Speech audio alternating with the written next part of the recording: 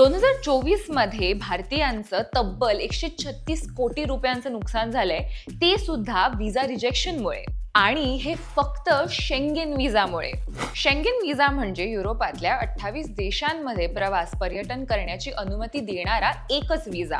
Schengen क्षेत्र हे 29 European देशांचा एक समूह आहे, जिथनं एका देशातून दुसऱ्या देशात जायला पासपोर्ट तपासणी किंवा सीमा नियंत्रणाची गरज नसते.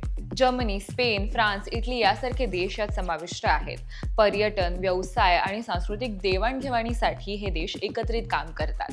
हा शेंगेन व्हिसा घेऊन तुम्ही 180 दिवसांच्या टाइम पिरियडमध्ये 90 दिवसांसाठी मुक्तपणे फिरू शकता. या सुविधेमुळे युरोपमधला प्रवास सुलभ आणि आकर्षक बनला आहे. हा व्हिसा मिळवण्यासाठी 90 युरोज म्हणजे साधारण 8,500 रुपये इतकी फी आहे. पण विशेष गोष्ट म्हणजे की जर व्हिसा नाकारला गेला तर ती फी परत मिळत नाही, ती नॉन रिफंडेबल आहे.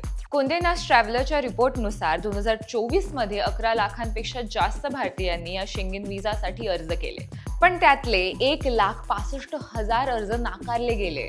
म्हणजे रिजेक्शन रेट हा 15% आहे आणि याचमुळे भारतीयांचं 136 कोटी रुपयांचं नुकसान झालंय.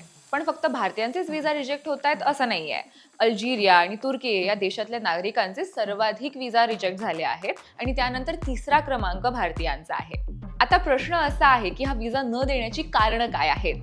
अनेकदा अपुरी कागदपत्र असणं, प्रवासाचं कारण स्पष्ट न करणं किंवा आर्थिक सक्षमता पूर्णपणे सादर करता न येणं या कारणांमुळे हे व्हिसा रिजेक्ट होतात.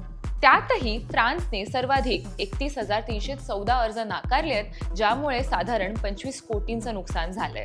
भारतीय लोक जगभर पर्यटन करून पैसे खर्च करतायत अशी चर्चा जरी असली तरी ही रिजेक्शनची आकडेवारी वेगळं चित्र दाखवते. व्हिसा रिजेक्शनचं हे प्रमाण काही बरी आर्थिक पत सांगत नाही, पण आजचं वास्तव तर तेच आहे.